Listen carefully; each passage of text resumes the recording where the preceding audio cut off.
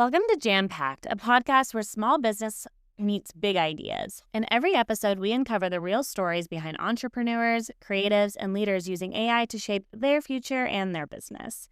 Today, we're joined by Rachel, a director, a culture builder, and an event producer who's been in the game since 2008. She's here to talk about why her company's name, Better Together, isn't just branding, it's their philosophy.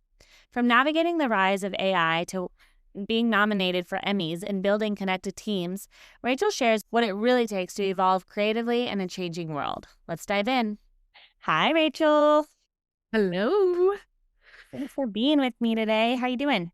I am good. I have a little bit of a cold, but otherwise it's so spring cold. I get one every year. Perfect timing. No big deal. Just regular old spring cold. Okay. Well, yeah, I told you, AI will get rid of that. What else is new? What else is new? Exciting news. We have been nominated for 2 of the Heartland Emmys this year. We did 2 projects last year that for 2 different nonprofit organizations that were powerful. They were powerful storytelling moments. It was really it was a sweet moment for me, to be honest with you, because I have a director title.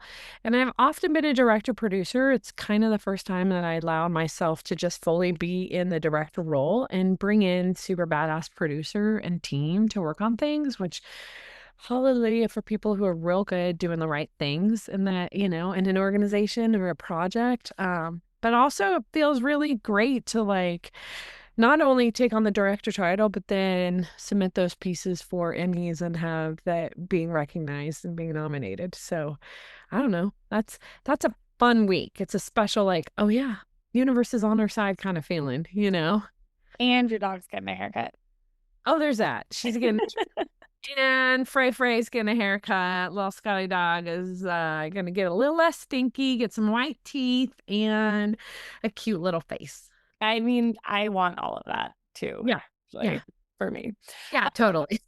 So people are listening and they're like, that's cool. Rachel has a stinky dog and some Emmys. What does Rachel do? What Who does is Rachel Rachel? Who is Rachel? Oh goodness. Well, I'm a partner in a production company. We do event and video production. So that's one of my identities in the world. I'm a culture builder. I like to build places that um respect people's talent, and not even respect it, like really give them space to expand into where their talents are at. Um I am a negotiator of the world. I think that one of the things that I have known about myself forever is that I can talk to the business world in a way that says, what's your business need and goal? And then turn around and talk to creatives or techs and go, okay, this is what we have to do to accomplish that. So I'm a mediator or a Well, medium, okay. a handful of my identities. And I mean, you said your event and a movie, not a movie, a film producer. But that, I mean, I have a little bit of insight on what you do. So can you go a little deeper into that? Sure, What kind of? sure. I would say the event work is in 3 different kind of buckets or areas. The first one is nonprofit fundraisers and galas and, ways for nonprofits to figure out how to do frankly better than a chicken dinner. Like how do you engage people at an event? You're taking their time. How do you make it entertaining, fun? But also helping nonprofits really think about their strategy around doing that and making sure they're thinking about how to maximize the opportunities of a gathering for folks and also identifying what do you need an event? Do you need a video? What is it that the organization is prepared for? It's kind of silly to have a fundraiser if you don't have donors already established, things along those lines. So what are the steps to getting to the point where you would have an event? We help organizations figure that out. Well, Uh, I'm sorry, but how do people know that they even need you at that point? that they need me. How do they know? They're doing an event and they've either done it on their own a couple of times and they're like, gosh, we're just not getting as maximized of an experience. We went to another event and it was amazing and we asked who did it and we found out it was better together. Or we went to it and said, look how much better this was than what we've done. How do we get better at it? And so that's probably one way that they would say that. Or they just thought up from the beginning, we want a professional partner to help this have the maximum amount of, I don't know, the maximum ability to impact in this experience. And we're professionals at running services and programs in our nonprofit space, not professionals at creating that kind of event. So we should probably get a partner. Those are probably the two spaces or ways people would know to come to us, or, yeah. So that's one bucket. What else? That's one bucket. Bucket number two. Bucket number two is corporate multi-day events. Let's say a sales kickoff, a customer connect, things along those lines where corporations say we're going to bring our 500 global employees in the sales and enablement kind of category to come together and learn what our objectives and goals for the year are. And a chief revenue officer or a chief marketing officer and a CEO are going to do main stage presentations. They're going to have breakout groups where they're talking through like what these initiatives really look like from a tactical standpoint. And what we do is help, negotiate hotels or locations, venues for these things. We help them identify themes. We do graphic support, graphic design work. We help the keynote be interesting, fun, entertaining, not a droning, boring. Boring keynote. Oh, buddy. Oh my gosh. And, it's not hard to have a boring keynote. It actually is hard to have a good keynote, one that people feel emotionally engaged and excited about. Yeah. And then, food and beverage and hotel blocks and all the components that go into pulling off that kind of event. Flight support, getting people to places, logistics of moving people to offsite experiences, a dinner or someplace else, or a night of fun someplace else. So, and that is similar to those. We do associations, a decent amount of association multi-day conferences too, like emergency, organizations or apartment associations, just different that again are bringing people together for 2 to 3 days to learn. And the last bucket I would say is incentive travel, which is probably, that's a real fun one. That's when usually a corporate client takes a group of top performers, folks who have, hit quotas or been nominated to attend some kind of special event or this trip. And what we do is help them organize the trip and the experience to make it powerful and meaningful and unique. Incentive trips are normal. It's a huge popular thing in the corporate tech space and any place where you have a huge sales force. Lots of companies use them to get people to, want to hit their quotas because they get to go sit on a beach.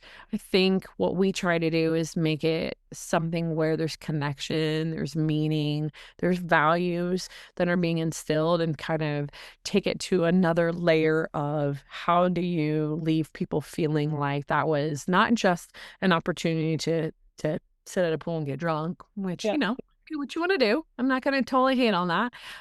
But, did we spend 2 or 3 days getting to know each other more? Because the reality is culture is so impacted by the quality of the relationships that people have. So really figuring out ways to do that, and we come up with fun ideas to take people out of the headspace of here, sit next to each other and say, I do this for a living, but instead say, hey, let's go paint a school. Let's go do something together, because a lot of people are able to actually start to connect when they're doing things together. So identifying unique experiences where people are going to be creating together or thinking or solving together, and then they get to just know each other in the process because it feels nicer. It's less networky, right? I can't think of a better name for your company, because everything you said, it's like your name is so perfect for what you do. It's better together.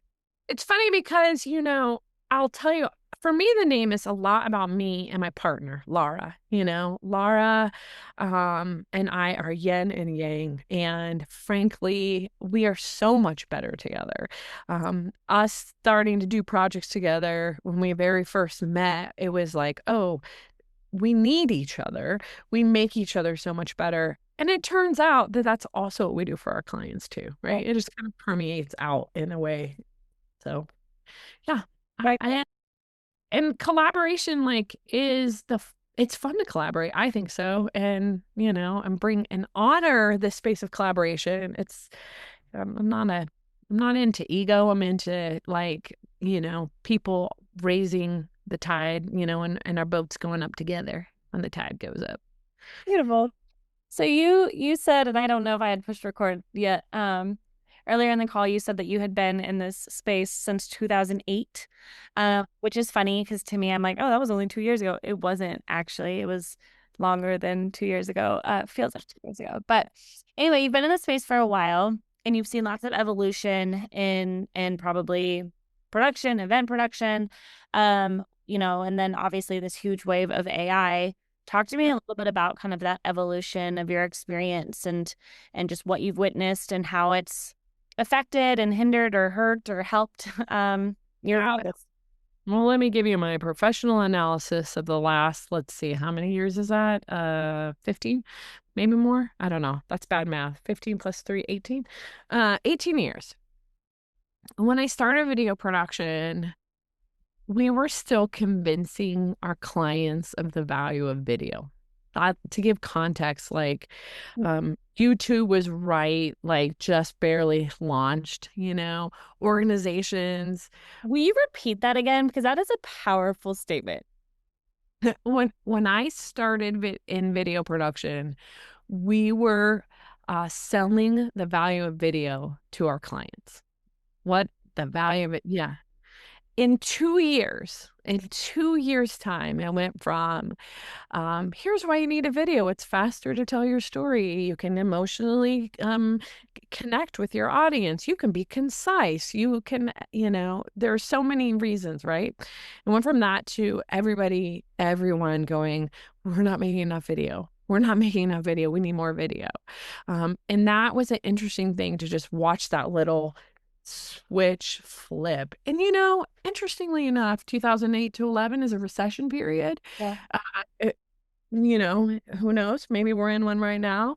In that time period is where video launches and just goes freaking gangbusters, right?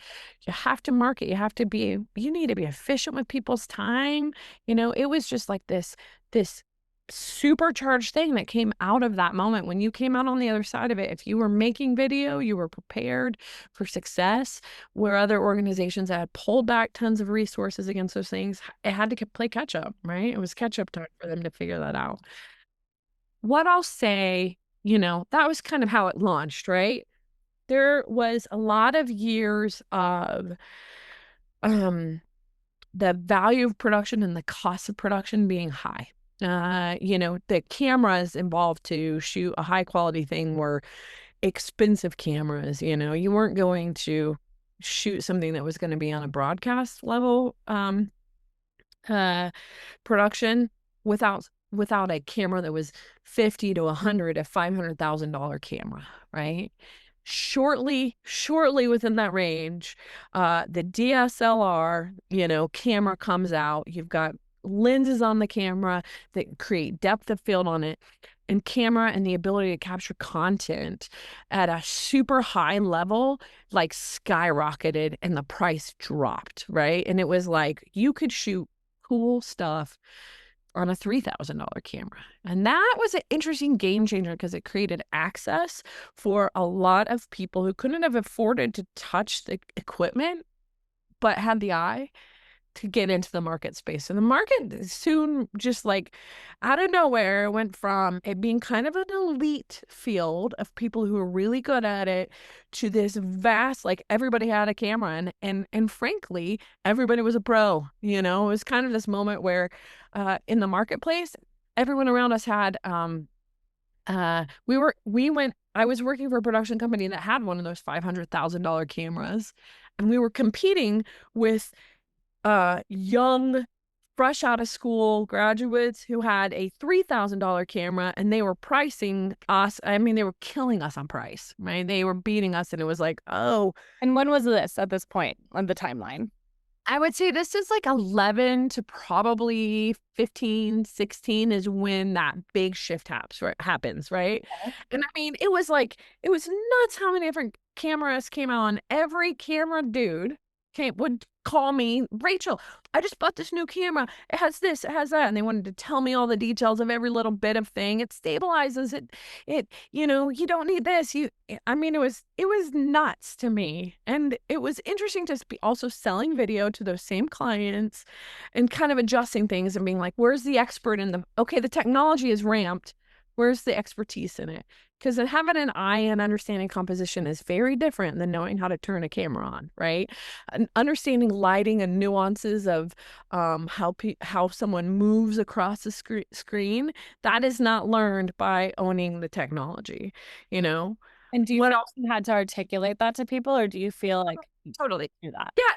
Yes. And, you know, it was kind of one of those things that, depending on who you were talking to, somebody who had been a marketer for a long time and had spent the money and knew the value of working with experienced creatives, it wasn't a hard thing. They were like, yeah, of course we want the DP, the director of photography, who knows what the hell they're doing and is experienced in this. But if you go into some spaces, and I still like, there would just be somebody who's like, oh, look at this, great. They'd have shot something that looks really beautiful. And the eye for that, the eye of understanding it isn't always, I don't know, it's kind of like beauty is in the eye of the beholder-ish. But good design is good design. Diplomatic of you, I feel. Good design is good design. Like there are rules to design, and there are rules to composition, there are rules to lighting that are tried and true. And so that was a huge shift, you know? And then I'll tell you, like, this next wave that's been interesting for me to see, and I do less video production now. You know, what happened is, in the midst of all those changes, I started doing event production. And I did event production because my clients, as simple as this, I was going to their events, that they were these multi-day conferences, and they'd have this huge AV team that was there, and they were struggling to communicate their desire for what they wanted. They didn't understand the language to speak. I go back to that medium thing, and I quickly became the medium, or the mediator, in knowing what the corporate client wanted and what the AV team needed to be delivering in order to match those things. Yeah. And my client said, Rachel, could we just hire you to be our translator in every city that we do this? Because we just aren't getting consistency across the board, and we need help with consistency. And I was like, you want me to talk to the nerds who like the technology and let the business users understand how to get together? Yeah, happy to do it. So I got really into the event space, and I loved it. Like, I love day of experience. It's so different. Content creation is, don't get me wrong, I love all the planning, the storytelling, and the crafting of a video. But event is this moment where the audience is in the room and you get to see it. And so much of our video, I've never seen a face watch something I made, right? You know, and it was cool to sit in the room and have that experience, right? So I was really loving getting that. And there's a lot of fun things, figure out how to make an event engaging and cooler. I was like, well, if I'm going to be here, I'm going to give you ideas too, right? Yeah. Like, what if they did this? So I focused more on that than video for a while. And then, of course, the pandemic hits, right? And everybody kind of shuts down. And luckily, frankly, all that event work allowed for a quick pivot into the virtual space. And go, okay, wait a second. We can't meet in person, but we still need to connect. Let's have virtual. Everybody's going to start doing virtual events. And that's what I did. I worked with the team to go, okay, all the content that we were creating, let's now deliver it this way on these platforms. And so spent, like, 2020 learning how the platforms work and how do you have breakout sessions and all the things in that space. Ultimately, what's interesting now, and I'm going to bring that, like, went through that whole thing. Everybody started to get in person again. And there was, I think, a moment of hybrid. I think hybrid is now kind of like I'm sick and I'm not gonna make it to the event. Can I watch it kind of thing? As opposed to, I have to be at my house and watch the event and participate, right? So there's value in the offering. They keep it, and it is video content, so my brain understands that it's traveling through the world as video and save and can be edited and used later, frankly. There's a huge opportunity for that I think is probably being missed in the marketplace. I'd be really curious about how AI might be able to take that content and do something cool with it. Okay. I thought.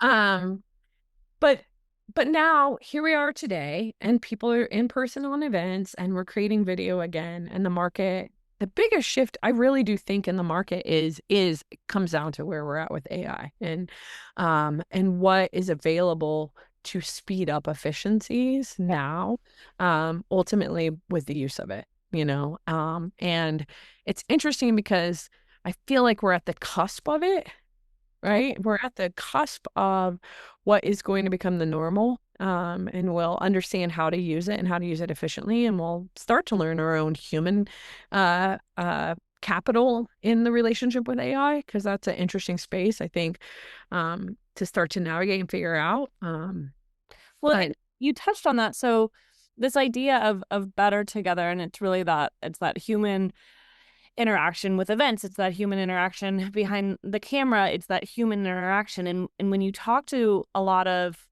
um, creatives or marketers, there's kind of this fear of, losing their job to AI. And when I was hearing you talk, I'm like, Rachel's job and day to day is so much of that human connection that's not, AI is not taking anything there. AI is just helping with efficiencies. yeah, I mean, AI is not going to build trust and reliability and execution. I think it can give you the pattern to how to execute, but I think you still need people to some degree on some of that. I say that and I'm like, that I could be wrong. I could be wrong about that because of my lack of understanding or knowledge. But it's interesting. I also think we live in a capitalist society.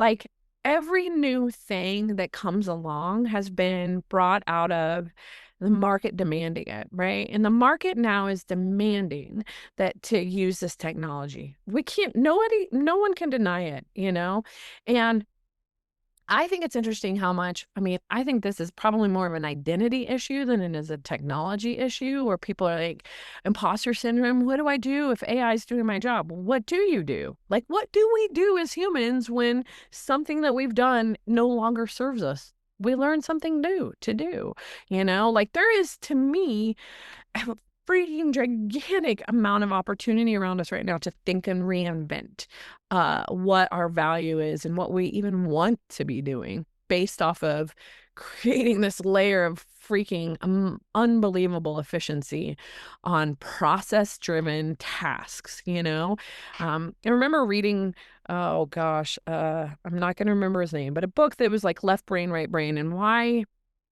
that technology will be able to automate tasks that are repeatable, scalable, but creativity, still remains such a powerful function of the human brain, like to come up with new ideas and I think it's interesting. I'm a big believer that constraints actually are the thing that force the most powerful creative, right? Tell me that I have to build something in a 10 by 10 box, and that it's got to have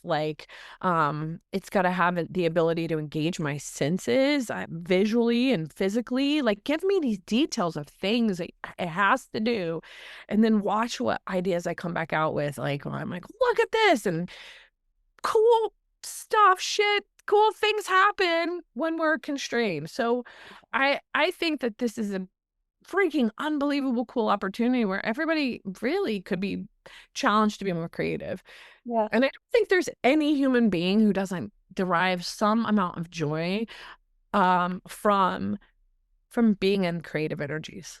I just think I think we tend to think, oh, I am or I am not creative. And I don't really buy into that. Like, I think we are all creative. I think creative energy is kind of energy that I think it's the energy that makes life exist, right? It is like life is creative energy. That's all it is. And so almost forming humans to kind of go into that space, forcing humans to do it. I don't know. I think yeah, it's uncomfortable, but you know, You sound excited.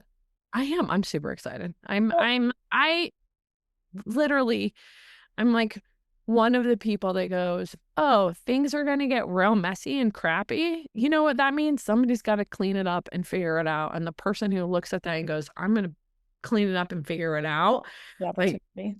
ideas. It's fun. I don't know, like So Rachel, I'm curious. Okay, you hear AI, and obviously Jam and I we're in this space more, and AI is really becoming such a blanket statement, right? So some people hear the word AI and they're like, yeah, I've started using ChatGPT. And other people hear AI and they're like, yeah, my whole email funnel is automated. Others might say, yeah, I'm learning about various LLMs. Like there's such variety in that, and we haven't really like pigeonholed or defined what AI means for everyone, right? Because there's so many different variables of it. Yep. What does AI mean to you? Um, okay, so here's what I think AI is. AI is, I think of it in some ways as like if you were going to go to your elders and ask them for advice about stuff using their lifetime of experience to give you direction. It's accumulation of a whole ton of data that has been parsed or can be parsed and looked through, and really is this big ocean of information that is sitting, available to us to say, how could I do this better? How could I what's been done? What's been done in certain ways? What's the differentiators in the space? Like it is a space that can be thought of as just a place to go to for advice or clarity. I used it last weekend when I had family coming into town, and I was trying to think of the itinerary for the weekend, and I used it to develop an itinerary just to give me a bunch of ideas of what to do with a 4 and 7-year-old in Denver staying on Tennyson Street in a cloudy weather. Like I gave it all these details of things, and it kicked back some wonderful ideas. We went to the Wheat Ridge Rec Center because of it and went swimming and played in the pool. We went to the butterfly pavilion and got to go see butterflies, like I don't know. I think of it as like forever you call somebody and go, where should we go for dinner? And it's that, it's that component. I can if I can see people being concerned that you're not picking up the phone anymore and calling somebody for their advice, because there was a connection moment in that. But again, I go back to like, well, then now why do you need to call your dad? Maybe to say, how do you feel, Dad? Like, what are your feelings? AI is not going to tell me that. Well, yeah, and we are in this place of watching it really come out and grow, and like you said, like when the pandemic happened, right? There was kind of this like a little bit of a, oh, okay, now we pivot, and I don't feel that we're in this okay, now we pivot yet, because it's so quickly and evolving. Yeah. Well, it'll be curious. I'm super curious to see what types of regulations are and are not put in place around it too. I don't begin to have an understanding of the necessary policy that should be. Maybe are there parameters to what's happening there, or do you just really let it kind of be an open access and free thing? I'm not sure which side of the fence that I sit on, but I'm not opposed to the conversations around it, right? I don't shut it down on either side of that conversation to say, do we need some regulation or parameters about the use of it? So, and I know that's a question we get asked a lot, and I always just kind of, I'm like, Yeah. I don't Yeah. really want to answer that question because it does change by the day, and it depends on. Jem does a better job of keeping up to date on that stuff. And I think I'm where you are. Like part of me is like, eh, I have nothing to hide. Sure, take it. And then the other part of me is like, I don't really like Big Brother in my space all the time. Totally. So what part of your business right now are you using AI the most? I would say the most. Okay. It's here's the thing, it's not one particular area. Certainly some of the examples you gave up front around kind of building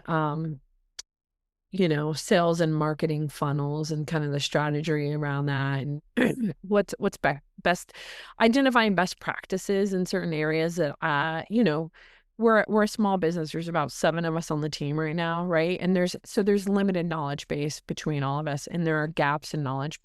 And as a business owner, I feel like I've been an entrepreneur since 2011. And there's the saying, you don't know what you don't know. And it's powerful how quickly you can know something using AI now. You can say, just literally in the last couple of days, I was like, give me a market analysis of all the event and video production companies in this market. Tell me what the revenue is in the space. Tell me about differentiating. How are they positioning themselves? These are things you would hire agencies to do for you 5 years ago. And now I'm just sitting at my house in my little office doing it myself, right? And then probably moving on in 10 minutes to the next the recipe. Great. Now, what am I going to do next?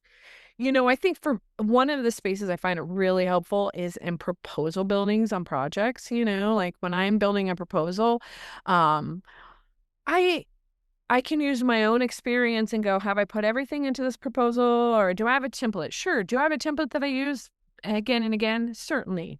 But what am I missing? What's missing from what I'm pitching here, or what's missing from how I'm thinking about how somebody else might view this information? And that kind of goes back to this idea of you don't know what you don't know, right? Like, Really? Yeah. So give me feedback. One of my things that I hadn't been doing, but I have started doing recently is uploading my content up to it and getting analysis of what I'm doing, right? I use it for transcripts and video projects and say, give me a synopsis of what this interview said. Give me a sense of this. Can you help me find resources on the internet of where this fact may have come from? Like it's like being old school at the library, from 25, 30 years ago in moments, just getting the information. And so I feel like it's like this opportunity to be like your curious 8-year-old all over again, Yeah. Well, why did they say this? And Totally. Where's that idea come from? And I also think it's interesting. Something I'm kind of curious about with it is when it's wrong, right? Like when it's sourcing information that's inaccurate, because that is in fact happening. It's happening a lot. So, I think that that's an interesting thing for us, those of us who are using it, is to go, where does my critical thinking come into play and say, is this fact true? Did this really happen? Or has it aggregated these things in a way that I think, in fact, makes sense? So I don't just buy into it and go like, oh yeah, that's what it said, it's true. I think that we have to be keeping that mindset, and that's probably where people are scared of it, but it's kind of like, understand the danger of a thing, and then you can use it. You make a fire at a campground, but you're smart about the danger of the campfire in the surrounding area, so you make sure that you have water or whatever around you. Using it with awareness and not expecting perfection or being, a gullible user, if you will, I think is important. well, and I mean, that's like a whole nother conversation of like 1984, you know what I mean? Just this idea of like full reliance on technology, but we'll come back to that. But yeah, this idea of just like it's almost empowering to be able to fact check it and be like, wait, this isn't right, or like, oh, this number is actually this, and there have been many times where it does. I feel empowered when I'm able to correct it, and it's like, okay, my mind, it's still working. Okay, I know we're gonna be wrapping up soon. I guess, as you move into the rest of your week and even June is like tomorrow basically. So as you move into the rest of the year, how do you want to use AI more for your business? I think the word that just comes up is efficiency, right? I'm into a life balance, and I don't believe in filling 40 hours of work just to do it. If we can, as a team, speed up what we do, you know, by using I want to do that. I want to create more spaciousness in life for other things that aren't just the task-driven parts of what we do in our business. I also think that um, there's important things in our business that we don't think about as owners. What I find is that we usually, as owners of a company, we usually, I'm going to say this as quickly as I can. I think there are four pillars to business, and I learned this from the Rocky Mountain Microfinance Institute, right? Sales and marketing, operations, management, and finances. Those are the four basic pillars of running a corporation. And I think most entrepreneurs love two of those and ignore two of them. And when you go back to the space of what do you not know, uh, AI is the way to go. How do I need to be thinking about my finances more as a business? How could I be analyzing and using that data to be more successful and deliver a better product or service? How do I become more efficient in that? What are better management practices? I'm a freaking human being who is fallible and says the wrong things to human all the time. Like, how do I fix that? Right? How do I improve what I do in these areas? What's my sales and marketing strategy? How am I executing that? What am I failing at? And I think that for me, the use of it, what I know I'll continue to use it is a space of like, tell me what I don't know. What am I forgetting about? What's in my blinders? Because I know there is always blind spots. Always, always, always. And so I think that that's where the opportunity is for us. And then figuring out to me like I said, uh, help me sort through an interview way faster to find how stories can blend together and give me recommendations. I'm still gonna look at the footage. I'm still gonna watch how it gets cut together. I'm still gonna have a lot of opinion about the nuance of music and timing and all sorts of things, but maybe I'm not gonna spend quite as much time sitting with the transcript circling the line that I think is the good line, you Especially know? if you get that direction and it Yes. nails it for you. Yes. That's exactly right. So just speed up things that have historically taken a lot of time so that, I don't know, I can do other things in my life and my team can do other things in their lives. That's the opportunity. And just playing with it and being open to going back to this idea of evolution, just being involved in the growth and learning, ways that it helps and hurts. Yeah, totally. And, I mean, we're all, I'm a big believer that we're all responsible for our lives. We're responsible for how we use the technology. Like, when I make a mistake, it's never somebody else's fault. I'm not a victim in my existence, and I will not be a victim of AI. I will be a co-collaborator of AI, like and I think if you're afraid of it, it's a victim mentality that's actually the issue more than it's actually the technology is a problem. Mic drop. Yeah, well. Well, thank you so much. This is fun. I'm excited to play it back and go through the transcript and have AI do it for me too. Yeah, seriously, pick out some nuggets. All right. Thanks so much for listening to this episode of Jam Packed. If you found this conversation helpful, inspiring, or even refreshing, do us a favor and share it with someone who needs to hear it. Don't forget to follow or subscribe wherever you listen. And for more tools, training, and tips on how to grow with AI, visit jamout.ai. See you next time.